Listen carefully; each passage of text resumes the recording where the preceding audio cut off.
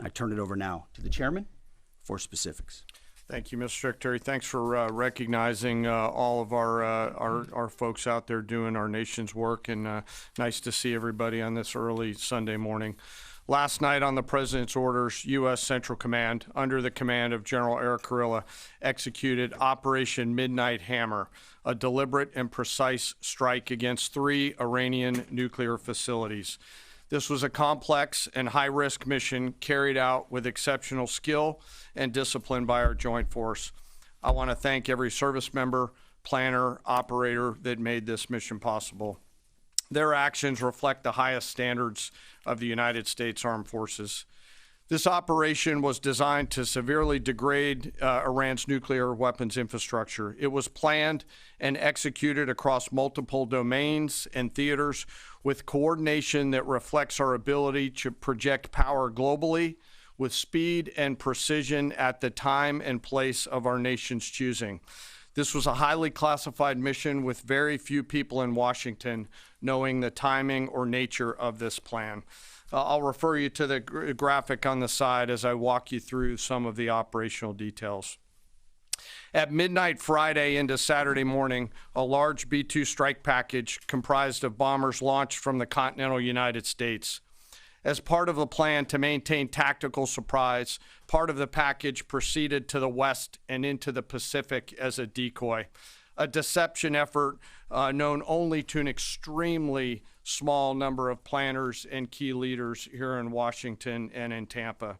The main strike package, comprised of 7 B-2 Spirit bombers, each with 2 crew members, proceeded quietly to the east with minimal communications. Throughout the 18-hour flight into the target area, the aircraft completed multiple in-flight refuelings.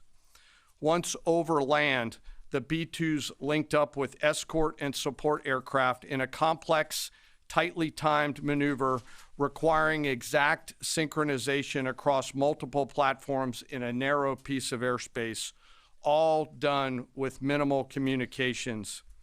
This type of integration is exactly what our joint force does better than anyone else in the world.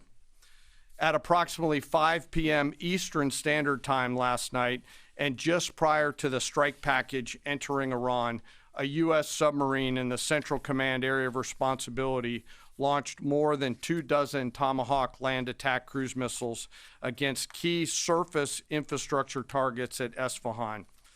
As the Operation Midnight Hammer strike package entered Iranian airspace, the U.S. employed several deception tactics, including decoys, as the 4th and 5th generation aircraft pushed out in front of the strike package at high altitude and high speed, sweeping in front of the package for enemy fighters and surface-to-air missile threats.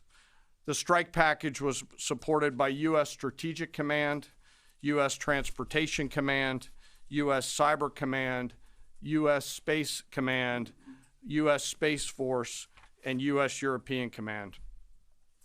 As the strike package approached Fordo and Natanz, the U.S. protection package employed high-speed suppression weapons to ensure safe passage of the strike package, with fighter assets employing preemptive suppressing fires against any potential Iranian surface-to-air threats.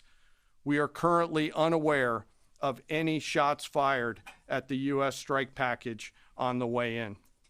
At approximately 6:40 p.m. Eastern Standard Time, 2:10 a.m. Iran time, the lead B-2 dropped 2 GBU-57 massive ordnance penetrator weapons on the first of several aim points at Fordo. As the president stated last night, the remaining bombers then hit their targets as well, with a total of 14 MOPs dropped against 2 nuclear target areas. All 3 Iranian nuclear infrastructure targets were struck between 6:40 p.m. and 7:05 p.m. Eastern Time. Again, that's about 2:10 in the morning local time in Iran, with the Tomahawk missiles being the last to strike at Esfahan to ensure we retain the element of surprise throughout the operation. Following weapons release, the Midnight Hammer strike package exited Iranian airspace and the package began its return home. We are unaware of any shots fired at the package on the way out. Iran's fighters did not fly, and it appears that Iran's surface-to-air missile systems did not see us. Throughout the mission, we retained the element of surprise. In total, U.S. forces employed approximately 75 precision-guided weapons during this operation. This included, as the President stated last night, 14 30,000-pound GBU-57 massive ordnance penetrators, marking the first ever operational use of this weapon. I know that battle damage is of great interest. Final battle damage will take some time, but initial battle damage assessments indicate that all three sites sustained extremely severe damage and destruction.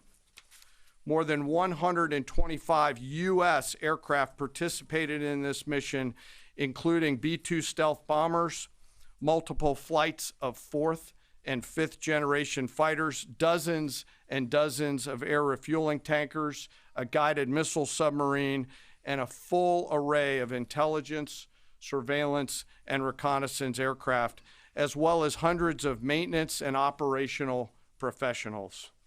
As the Secretary said, this was the largest B-2 operational strike in U.S. history and the second longest B-2 mission ever flown, exceeded only by those in the days following 9/11. Well prior to the strike, General Kurilla elevated force protection measures across the region, especially in Iraq, Syria, and the Gulf. Our forces remain on high alert and are fully postured to respond to any Iranian retaliation or proxy attacks, which would be an incredibly poor choice. We will defend ourselves. The safety of our service members and civilians remains our highest priority. This mission demonstrates the unmatched reach, coordination, and capability of the United States military. In just a matter of weeks, this went from strategic planning to global execution. This operation underscores the unmatched capabilities and global reach of the United States military. As the President clearly said last night, no other military in the world could have done this. I join the President and the Secretary in being incredibly proud of the air crews, naval forces, cyber operators, planners, and support teams, and commanders who made this mission possible. It is their skill, discipline, and teamwork that makes this operation possible. I am particularly proud of our discipline related to operational security, something that was of great concern to the President, the Secretary, General Kurilla, and me, and we will continue to focus on this. As we stand here this morning, many assets are still airborne, and we have hundreds deployed. I ask that we keep our warfighters on their way home and our deployed service member in our thoughts. Our joint force remains ready to defend the United States, our troops, and our interests in the region. Thank you very much.